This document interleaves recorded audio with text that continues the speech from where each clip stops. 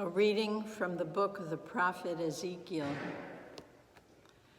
The angel brought me back to the entrance of the temple, and I saw water flowing out from beneath the threshold of the temple toward the east, for the facade of the temple was toward the east. The water flowed down from the southern side of the temple, south of the altar. He led me outside by the north gate and around to the outer gate facing the east, where I saw water trickling from the southern side. He said to me, "This water flows into the eastern district upon the Arabah, and empties into the sea, the salt waters, which it makes fresh. Wherever the river flows, every sort of living creature that can multiply shall live, and there shall be abundant fish, for wherever this water comes, the sea shall be made fresh.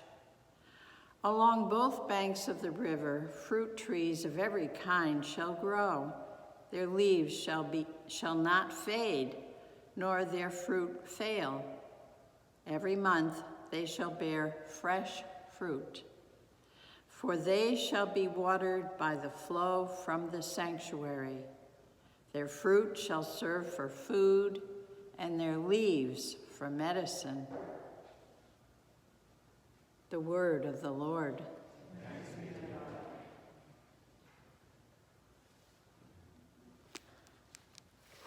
The responsorial psalm. The waters of the river gladden the city of God, the holy dwelling of the Most High. Waters of the river gladden the city of God, the holy dwelling of the Most High. God is our refuge and our strength, an ever-present help in distress.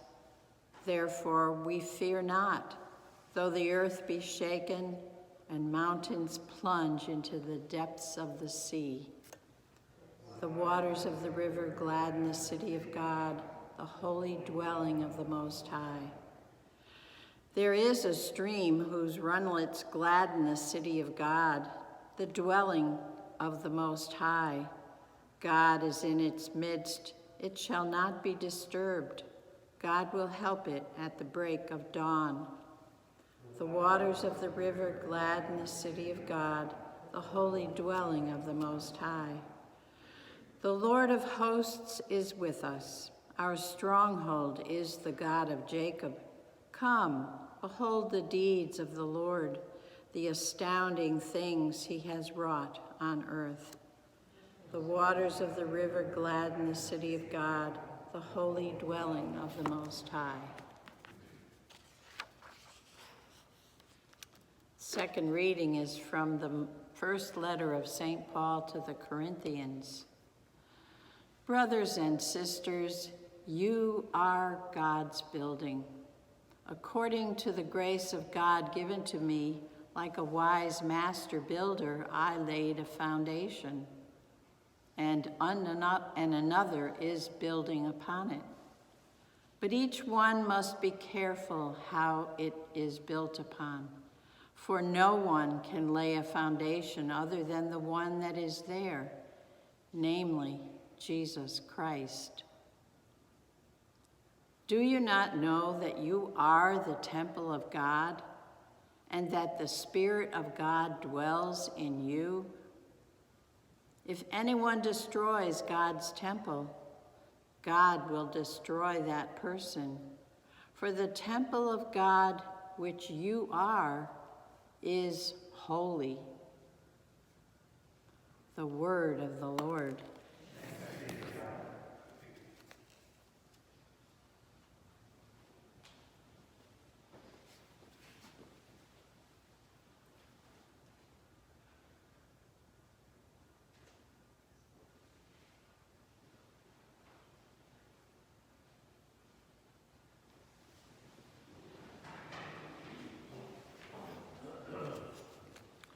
The Lord be with you.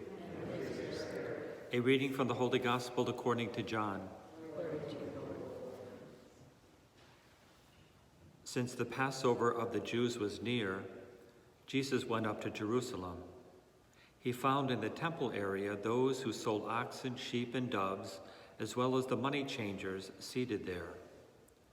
He made a whip out of cords and drove them out of the temple area with the sheep and the oxen, and spilled the coins of the money changers and overturned their tables. And to those who sold doves he said, "Take these out of here and stop making my Father's house a marketplace." His disciples recalled the words of Scripture, "Zeal for your house will consume me." At this, the Jews answered and said to him, "What sign can you show us for doing this?" Jesus answered and said to them, "Destroy this temple, and in 3 days I will raise it up." The Jews said, "This temple has been under construction for 46 years, and you will raise it up in 3 days?" But he was speaking about the temple of his body. Therefore, when he was raised from the dead, his disciples remembered that he had said this, and they came to believe in the Scripture and the word Jesus had spoken. The Gospel of the Lord. Praise to you, Lord Jesus Christ. Most often when I refer to this beautiful edifice, this sacred and holy space, I don't call it St. Peter Claver Church. I call it St. Peter Claver Church building. It's the building.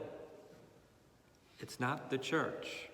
It's the building that houses the church when we gather together. Our readings tell us today who the church is. It's a who, not a what. It's a who. It's you and I. We are the church. We hear it first in our second reading from Corinthians. Wherever it is, where is it? Where it is. You are the temple of God. You are the temple of God, and the Spirit of God dwells in you. You are the temple of God.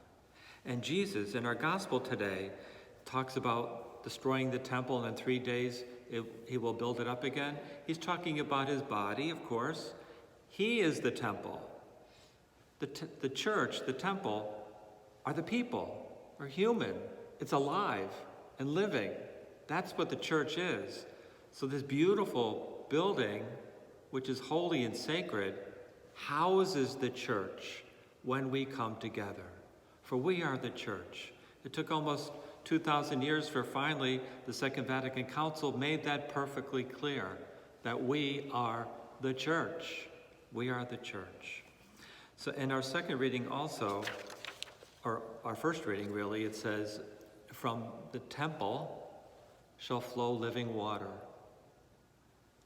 That was the Old Testament, really referring to our baptism. From the temple, we're baptized, should flow living water. The grace of our baptism needs to come forth from us all the time. All the time. We are the church.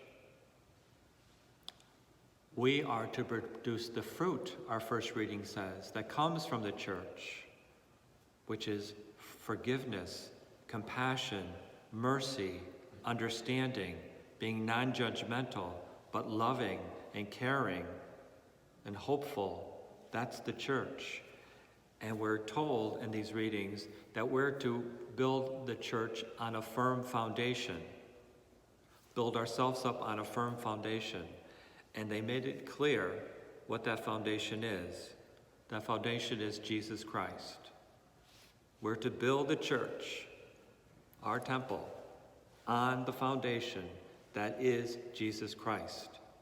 And then those waters will flow from us more and more and more. And that fruit will grow in our lives and in the world because of who we are, the church. So today, maybe we could just reflect upon that. Are you really building our lives on the foundation that is Jesus Christ and is The living waters are the living waters flowing from us every day in all our actions with people and other things. Are we bringing forth the fruit that we're meant to bring forth in this world and be the church, the temple of the living God?